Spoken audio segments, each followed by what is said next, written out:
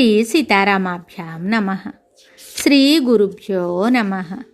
శ్రీమద్ వాల్మీకి రామాయణము అయోధ్యాకాండము 30వ సర్గము. సీతాదేవి తన వెంట వనములకు వచ్చుటకు శ్రీరాముడు సమ్మతించుట. అతడు మాతాపితృ సేవల ప్రాముఖ్యమును పరమార్థమును వివరించుట. శ్రీరాముడు ఎంతగా ఓదార్చినను జనకపుత్రిక అయిన మైథిలి అందులకు సమ్మతింపక తన వనవాస విషయమై భర్తతో మరలా ఇలా చెప్తోంది. తనకెదురైన విషమ పరిస్థితికి సీతాదేవి కంపించిపోవుచున్నదై భర్తపై తనకు గల ప్రేమాతిరేకము చేతను తన నాథుడే తనను ఇట్లు దూరముగా ఉంచునాను కినుకతోడను విశాల వక్షస్థలము గల ఆ రఘువరుని గట్టిగా నిలదీసింది. ఓ రామా, నన్ను ఇక్కడనే వీడి నీవు వనములకు వెళ్ళినట్లు మా తండ్రియు మిథిలాధిపతియు అయిన జనక మహారాజునకు తెలిసినచో నా అల్లుడు ఆకారమున పురుషుడైను స్వభావము చే స్త్రీ అని నిన్ను గూర్చి తలంచునో ఏమో. ఓ రామా, నన్ను నీ వెంట వనములకు కొనిపోనిచో రాముడు పరాక్రమహీనుడు అని లోకులు భావించవచ్చును. అప్పుడు వారు ప్రకాశించుచున్న సూర్యునిలో ఉన్నట్లుగా రామునిలో తేజస్సు లేదు అని పలుకోవచ్చును కూడా. అది వారి అజ్ఞానమునే సూచించును. అది అనృతమే అయినను నాకు మిగుల బాధాకరము. స్వామి, నీవు నీ మనసులో ఎదియో గిలిపెట్టుకొని బాధపడుతున్నావు. ఏమిటది? నీ భయమునకు కారణమేమి? నిన్నే ఆశ్రయించుకొని ఉన్న నన్ను ఎందులకు ఇక్కడనే వదిలి వెళ్ళదలిచావు? ఓ మహావీరా, పతివ్రత అయిన సావిత్రి ద్యుమత్సేనుని కుమారుడైన సత్యవంతుని అనుగామి అయిన రీతిగా నేను నీ ఆజ్ఞలకు అధీనురాలను అని ఎరుగుము.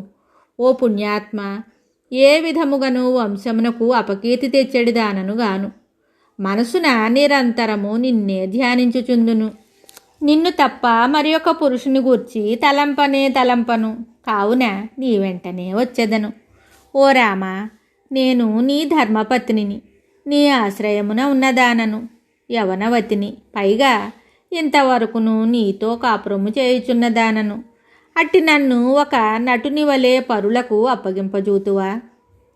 ఓ పుణ్యపురుష, మా తల్లిదండ్రుల హితమునకై నీవు ఇచ్చటనే ఉండి వారికి సేవలు చేయుచుండుము. నా వెంట వనములకు రావలదు అని పలుకుట కంటెను నీవే వారికి విధేయుడవై ఇక్కడ ఉండుట యుక్తము కదా.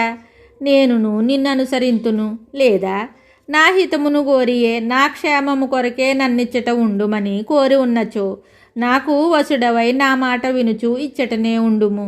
లేదా భరతుని పట్టాభిషేక నిమిత్తమై అతని హితమునకై నీవు వనములకు వెళుతూ నన్నిచ్చట ఉండుమనుట కంటెను నీవే ఇచ్చట ఉండి ఆయనకు అనుకూలుడవై అతనికి తోడ్పడుట మంచిది గదా. అప్పుడు నేనును నిన్ననుసరిస్తాను. ధర్మజ్ఞుడవైన నీవు నన్ను నీ వెంట తీసుకుని వెళ్లకుండా ఒంటరిగా వనములకు వెళ్ళుట ఏమాత్రమూ తగదు. నేను నీ నీడను. తపశ్చర్యకైనను వనవాసమునకైనను కడకు స్వర్గగమనమునకైనను నేను నీ వెంటనే ఉంటాను. నీ అడుగు జాడలలో వనములలో సంచరిస్తూ ఉన్నప్పుడు నాకు మార్గాయాసము ఏమాత్రము కలగదు. నీ తోడి విహారసేనాదుల యందువలే సుఖముగా ఉంటాను.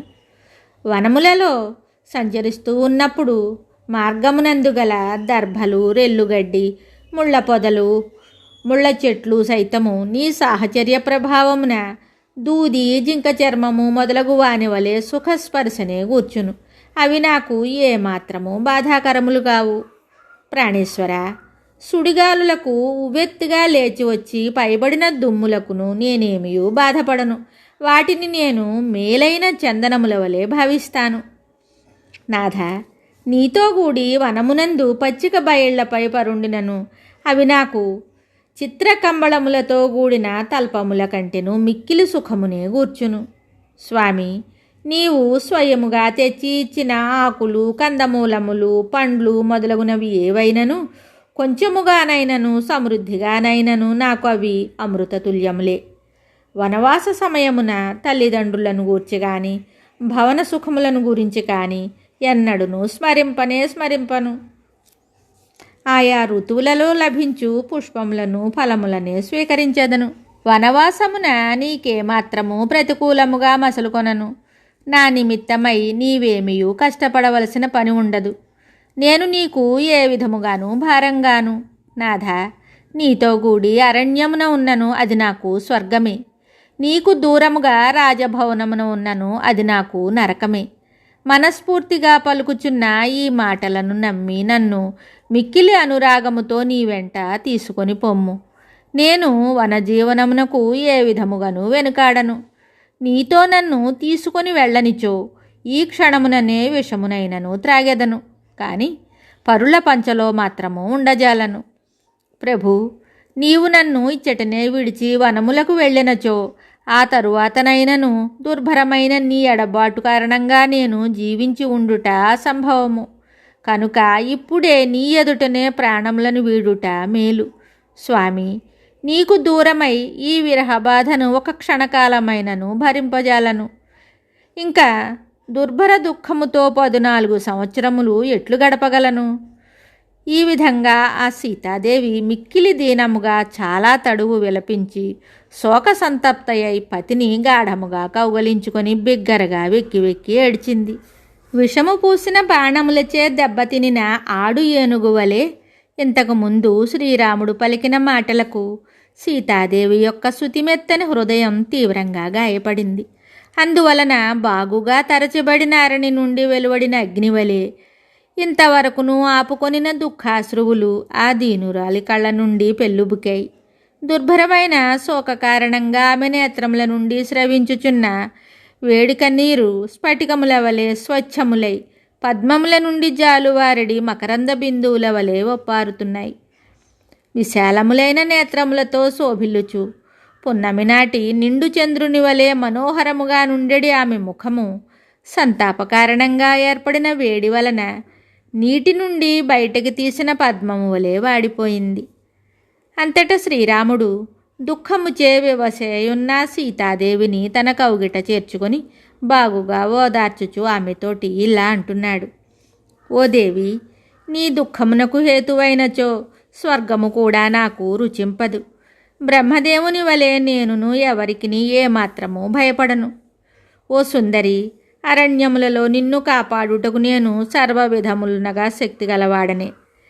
అయినను వనవాస విషయమున నీ మనసులోని అభిప్రాయమును పూర్తిగా గుర్తింపనందున నేను అందులకు సుముఖతను చూపకుంటిని. ఓ మైథిలి, నాతో కూడి వనవాసము చేయుటకే బ్రహ్మ నిన్ను సృష్టించెను కాబోలు. అట్లయినచో ఆత్మాభిమానము గలవాడు కీర్తిని విడనాడలేనట్లు నేను నిన్ను విడువజాలను. ఓ శుభాంగి, సతీ సమేతముగా వనములయందు నివసించుట ప్రాచీనులైన రాజర్షులను పాటించినట్టి ధర్మమే. ఆ ధర్మమును అనుసరించి నేనును నీతో కూడి వనవాసమును నడిపెదను. సువర్చల సూర్యుని వలె నీవు నన్ను అనుసరింపుము. ఓ జానకి, మా తండ్రి యొక్క సత్యవాక్ పరిపాలనయే నన్ను అడవులకు నడుపుచున్నది. కనుక నేను వనవాసమునకు వెళ్లకుండుట అనున్నది ఎట్టి పరిస్థితులలోనూ సంభవమే కాదు, వెళ్ళియే తీరవలెను. ఓ సుందరి, తల్లిదండ్రులకు విధేయుడనై వారి ఆజ్ఞలను పాలించుటయే నా ధర్మము. అందువలన నా బొందిలో ప్రాణములున్నంత వరకును ఆ ధర్మమును అతిక్రమింపను. ప్రత్యక్ష దైవస్వరూపులై ఎదుటనున్న తల్లిదండ్రులను గురువును కాదని ఎదుటలేని దైవమును ఎన్నో రీతులా ఆరాధించుట ఎట్లు అనగా, ఎదుట కనబడని దైవమును ఎన్నో రీతులా ఆరాధించుట కంటెను ప్రత్యక్ష దైవస్వరూపులైన మాతాపితృలను గురువును సేవించుట యుక్తము కదా. అట్లు చేయుట వలన భగవంతుడు కూడా ప్రసన్నుడగును. తల్లియు తండ్రియు గురువు ఈ ముగ్గురును ముల్లోకములకును ప్రతినిధులు. వీరికి శుశ్రూషలు చేసినచో ముల్లోకములలోని సమస్త దేవతలను ఆరాధించిన ఫలములు లభించును. ఈ త్రయముతో ఈ ముగ్గురితో సరితూగగలది పవిత్రమైనది మరి ఒకటి లోకమున లేనే లేదు. ఈ ముగ్గురి సేవ పవిత్రము అనగా సంసార బాధ నివారకము. కనుక మాతాపితృ గురువులను ఆరాధించుటయే, సేవలు చేయుటయే ఉత్తమోత్తమ ధర్మము. మాతాపితృ సేవలు మిక్కిలి హితకరములు, అనంత శుభఫలప్రదములు. అంతేకాదు, ఇహలోక సుఖములనే కాక అవి పరలోక లాభములను సైతము సమకూర్చును. సత్యపాలనము, దానమానములు భూరి దక్షిణలతో కూడిన యజ్ఞాచరణములు మొదలగు వాటి ఫలములు కూడా వాటికి సాటి రావు. మాతాపితృ గురువులను సేవించు వారికిని, వారిని విధేయతతో అనుసరించు వారికిని ధనధాన్యములు, వివిధ విద్యలు, పుత్రులు, సమస్త సుఖములు, కడకు స్వర్గలాభములును కరతలామలకములు. కనుక అట్టి వారికి ప్రాప్తింపని లాభములే ఉండవు. దృఢదీక్షతో నిరంతరము మాతాపితృ సేవానిరతులైన మానవులు క్రమముగా దేవలోకమును, గంధర్వలోకమును, గోలోకమును, సత్యలోకమును తదితర మహాలోకములను పొందుతారు. సత్యసంధుడు, ధర్మవర్తనుడు అయిన మా తండ్రి యొక్క ఆదేశానుసారము నేను ప్రవర్తింతును. అది సర్వోత్తమమైన పరంపరగా వస్తూ ఉన్న ధర్మ మార్గము కదా. ఓ సీత, నీ మనసులోని ఆంతర్యమును గమనింపనందున నిన్ను నా వెంట దండకారణ్యములకు తీసుకొని వెళ్ళుటకు సిద్ధపడకుంటిని. ఇప్పుడు నీవు నాతో ఏది ఏమైనను నీతో కూడి నేను వనవాసము చేయుదును అని పలుకుచు నా వెంట వచ్చుటకు దృఢ నిశ్చయురాలవై ఉన్నావు. ఓ శుభాంగి, నీవు నాతో వనములలో గడుపుటకై జన్మించితివి కావున నా వెంట రమ్ము. ఓ బేల, నన్ను అనుసరిస్తూ పతివ్రత ధర్మములను నెరపుచుండుము. ఓ ప్రాణేశ్వరి సీత, నీవు నాతో వనములకు వచ్చుటకై తీసుకొనిన దృఢ నిర్ణయము మన ఉభయ వంశములకును అన్ని విధములుగా తగినట్టిది. ఓ సుందరి, వనవాస ప్రయాణమునకు ముందుగా ఆచరింపవలసిన దానాది క్రియలను ప్రారంభింపుము. యథార్థముగా నీవు నా వెంట లేనిచో స్వర్గము కూడా నాకు రుచింపదు. ఓ సాధ్వి, బ్రాహ్మణోత్తములకు రత్నాభరణాదులను దానము చేయుము. అర్ధులై వచ్చిన యాచకులను అన్నపానాదులతో సంతృప్తులను గావింపుము.